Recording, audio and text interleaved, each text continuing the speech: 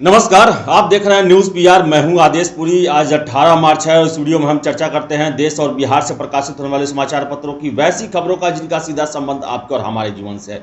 चलिए, सबसे पहली खबर हमने लिया है दैनिक जागरण राष्ट्रीय संस्करण से। इसमें दिया हुआ है कि प्रधानमंत्री कल राज्यों के मुख्यमंत्री के साथ कोरोना को लेकर वर्चुअल बैठक की है, जिसमें उन्होंने कहा कि अब भी नहीं रोका तो बेकाबू हो सकता है कोरोना। संक्रमण के बढ़ते मामलों के बीच प्रधानमंत्री ने मुख्यमंत्रियों को चेताया। आपको बता दें कि नरेंद्र मोदी ने राज्यों के कोरोना संक्रमण के फिर बढ़ते मामलों को तत्काल रोकने की जरूरत बताते हुए साफ किया कि तत्काल नियंत्रण में नहीं पाया गया तो पूरे देश में यह बेकाबू हो जाएगा। पीएम ने मुख्यमंत्रियों के साथ बैठक में खासतौर पर उन 70 जिलों को में तत्काल कार्रवाई सुनिश्चित करने को कहा जहां इस महीने कोरोना के मामले 150% बढ़े हैं। इसके साथ ही पीएम ने तेलंगाना, आंध्र प्रदेश और उत्तर प्रदेश में कोरोना की वैक्सीन की बर्बादी पर भी उन्होंने चिंता जताई है। वही अगली खबर हमने लिया है दैनिक जागरण से ही, जिसमें दिया है कि 3 करोड़ राशन कार्ड रद्द होना गंभीर बात। सुप्रीम कोर्ट में मामले को सुनवाई चल रही है और सुप्रीम कोर्ट ने आधार से लिंक न होने के कारण 3 करोड़ राशन कार्ड रद्द किए जाने को गंभीर मुद्दा बताया है। कोर्ट ने बुधवार को इस मामले में सुनवाई का मन बनाते हुए केंद्र और राज्य सरकारों को से जवाब मांगा है। झारखंड में रहने वाले कोयली देवी के ने सुप्रीम कोर्ट में याचिका दायर कर आरोप लगाया कि आधार से लिंक न होने के कारण 3 करोड़ से ज़्यादा राशन कार्ड रद्द कर दिए गए हैं। इससे भुखमरी की नौबत आ गई है। वही अगली खबर हमने दैनिक जागरण से लिया है। इसमें दिया है कि इंटरनेट मीडिया के लिए रेगुलेटर बनाने का प्रस्ताव नहीं। केंद्रीय मंत्री रविशंकर प्रसाद ने कहा कि प्लेटफॉर्म को मजबूत शिकायत निवारण तंत्र बनाने का दिया गया है निर्देश।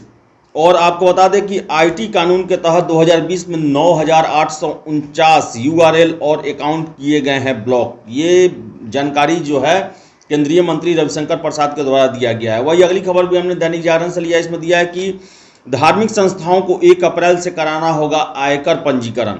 उन सभी धार्मिक धर्मार्थ संस्थाओं के लिए आयकर विभाग में रजिस्ट्रेशन जरूरी होगा जिन्हें साल में 50,000 से ज़्यादा का दान मिलता है।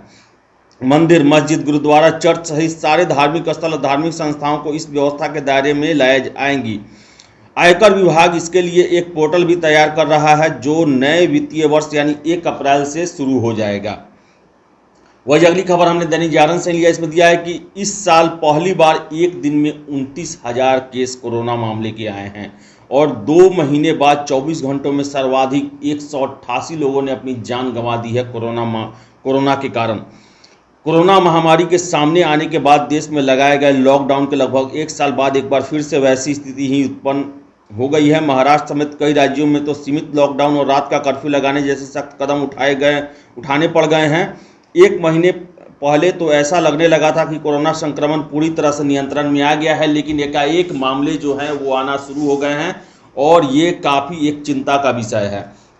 अगली खबर भी हमने दैनिक जागरण से लिया है। इसमें दिया है कि कोविशील्ड टीके को लेकर चिंतित करने वाली कोई संकेत नहीं।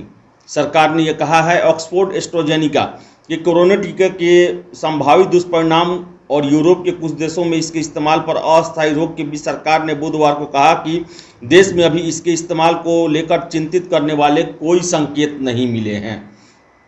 वही अगली खबर हमने जनसत्ता से लिया है। इसमें केंद्रीय गृह राज्य मंत्री नित्यानंद राय ने राज्यसभा में कहा कि देशव्यापी एनआरसी का अभी कोई निर्णय नहीं है। आपको बता दें कि केंद्र सरकार ने बुधवार को कहा कि उसने राष्ट्रीय नागरिकता पंजी यानी कि एनआरसी को देशव्यापी स्तर पर शुरू करने का भी कोई फैसला नहीं किया है। वही अगली खबर हमने जनसत्ता से ही लिया। इसमें दिया है कि ममता ने तृणमूल कांग्रेस के घोषणा पत्र जारी करते हुए ऐलान किया कि हर सामान्य वर्ग के परिवार को मिलेगा सालाना 6,000 रुपये। तृणमूल कांग्रेस प्रमुख ममता बनर्जी ने पश्चिम बंगाल चुनाव के लिए बुधवार को विकासोन्मुखी घोषणा पत्र जारी किया। इसमें हर वर्ग और हर परिवार के लिए वादे और योजनाएं घोषित की गई है। मुख्यमंत्री ने प्रदेश के सभी परिवारों के लिए नियमित आय, छात्रों को क्रेडिट कार्ड और ओबीसी के नए समुदायों को शामिल करने के लिए एक कार्यबल गठन करने का वादा किया है।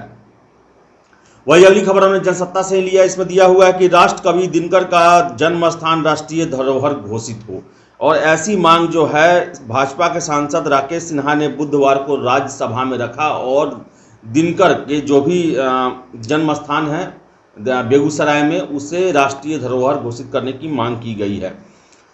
वही अगली खबर हमने लिया प्रभात खबर से, जो कि काफ़ी अहम खबर है। और प्रभात खबर के मुख्य पृष्ठ पर यह खबर दिया हुआ है कि छात्रों का दावा है, बाहर आया जेई मेन का प्रश्न पत्र, एनटीए ने कहा होगी कार्रवाई।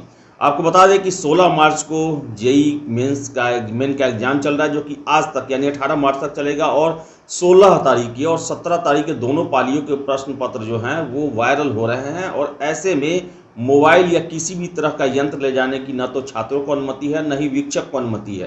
तो ये काफ़ी चिंता वाली बात है। हालांकि प्रभात खबर ने इस खबर की सत्यता की पुष्टि नहीं की है। वही अगली खबर हमने हिंदुस्तान से लिया है। इसमें दिया है कि अशोक, जनक, उपेंद्र और संजय समेत 12 एमएलसी मनोनीत। राज्यपाल कोटे के विधान परिषद के सभी 12 सीटों का चयनित सदस्यों को बुधवार को शपथ ग्रहण किया। मुख्यमंत्री नीतीश कुमार द्वारा भेजे गए नाम पर राज्यपाल फागू चौहान की मंजूरी मिलते ही 12 सदस्यों के मनोनयन की अधिसूचना निर्वाचन विभाग द्वारा जारी कर दी गई। इसके बाद विधान परिषद में शाम 5 बजे सभी सदस्यों का शपथ ग्रहण हुआ। वही अगली खबर भी हमने हिंदुस्तान से लिया है। इसमें दिया है कि बिहार में पंचायत चुनाव दलगत आधार पर नहीं। राज्य में पंचायत चुनाव दलगत आधार पर नहीं होगा, इसलिए किसी भी राजनीतिक दल के नाम पर या दल के झंडे की आड़ में चुनाव प्रचार किया गया तो उम्मीदवार पर कार्रवाई होगी। राज्य निर्वाचन आयोग द्वारा पंचायत आम चुनाव से संबंधित आदर्श आचार संहिता को लेकर दिशा निर्देश जारी कर दिया गया है। वही अगली खबर हमने हिंदुस्तान से ही लिया। इसमें दिया है कि डीएलएड विशेष परीक्षा 6 से 10 अप्रैल तक होगी। बिहार बोर्ड ने डीएलएड विशेष परीक्षा की तिथि और शेड्यूल जारी कर दिया है। डीएलएड विशेष परीक्षा 6 से 10 अप्रैल तक 2 पालियों में ली जाएगी। प्रथम पाली की परीक्षा सुबह 10 बजे से दोपहर 1 बजे तक और दूसरी पाली की परीक्षा 2 बजे से शाम 5 बजे तक आयोजित की जाएगी। वही अगली खबर हमने हिंदुस्तान से लिया है। इसमें सतर्कता के बारे में दिया गया है कि पटना में शुरू हुआ corona control room. Control room में 5 डॉक्टर की हुई तैनाती और कुछ कर्मचारियों की मांग की गई है। होली पर प्रवासियों की वापसी देखते हुए लिया गया है निर्णय।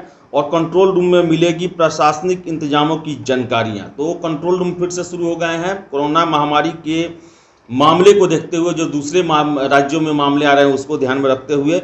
वही अगली खबर भी हमने हिंदुस्तान से लिया। इसमें दिया है कि पीयू के कॉलेज शोध में पीछे, नैक ग्रेडिंग में पिछड़ रहे हैं। अब तक 2 कॉलेजों को नैक से सी ग्रेड मिले, पीडब्ल्यूसी को ए ग्रेड मिला है। तो नैक की टीम जो पटना यूनिवर्सिटी के कॉलेजों की जांच कर रही है और ऐसे में बीएन कॉलेज को सी ग्रेड मिला है। और शोध पर बहुत ही चिंता जाहिर किया गया है और ये भी कहा गया है कि नेतागिरी न करें, शोध पर ध्यान दें। वही अगली खबर हमने लिया है प्रभात खबर से। इसमें दिया है कि बिहार में हालात नियंत्रण में, अभी चलेंगे स्कूल कॉलेज। कोरोना को लेकर बोले मुख्यमंत्री ने कहा कि बिहार में हालात जो हैं वो नियंत्रण में, इसलिए स्कूल कॉलेज चलते रहेंगे। हालांकि एहतियात पूरी तरह से बरती जा रही है और खुद मुख्यमंत्री जो है इसकी मॉनिटरिंग कर रहे हैं। वही अगली खबर हमने प्रभात खबर से लिया। इसमें दिया है कि अब जमीन का होगा यूनिक पहचान number. Unique land parcel identification number लागू करने वाला बिहार बना 7वां राज्य। राजस्व एवं भूमि सुधार विभाग ने जैसे ही गाड़ियों का रजिस्ट्रेशन नंबर होता है वैसे ही जमीन के लिए unique land personal identification number लागू कर दिया है। अब राज्यों में कहीं भी भूमि संबंधी जानकारी हासिल करने के लिए अब लोगों को विभाग का चक्कर नहीं लगाना पड़ेगा। वही अगली खबर भी हमने प्रभात खबर से लिया। इसमें दिया है कि रेलवे स्टेशनों और एयरपोर्ट पर कोरोना जांच शुरू। यात्रियों की हो रही मैनुअल थर्मल स्क्रीनिंग, जांच का दायरा बढ़ाया गया है। वही पंचायतों में कोरोना की रोकथाम के लिए माइक से किया जाएगा प्रचार प्रसार। तो बिहार सरकार फिर से अलर्ट मोड पर आ गई है और रेलवे स्टेशन, एयरपोर्ट सभी जगहों पर कोरोना का चेकिंग शुरू हो गया है और गांव में भी जन जागरूकता फैलाने के लिए माइक से प्रचार किया जाएगा। वही अगली खबर हमने प्रभात खबर से ही लिया। इसमें दिया है कि नियोजित शिक्षक भी बनेंगे लेक्चरर। बिहार के सरकारी टीचर्स ट्रेनिंग कॉलेजों का मामला, कोर्ट का आदेश ये है।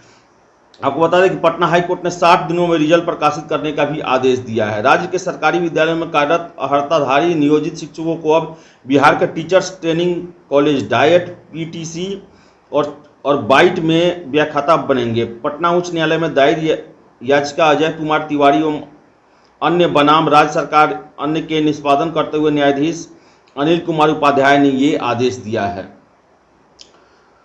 तो ये थी आज पटना और देश से प्रकाशित होने वाले समाचार पत्रों की वैसी खबरें जिनका सीधा संबंध आपके और हमारे जीवन से है। अगर आप हमारे ये वीडियो फेसबुक पर देख रहे हैं तो वीडियो को लाइक शेयर करें और हमारे पेज न्यूज़ पीआर को फॉलो जरूर करें। अगर आप यूट्यूब पर देख रहे हैं तो वीडियो को लाइक शेयर करें और हमारे चैनल न्यूज़ पीआर को सब्सक्राइब जरूर कर लें। धन्यवाद।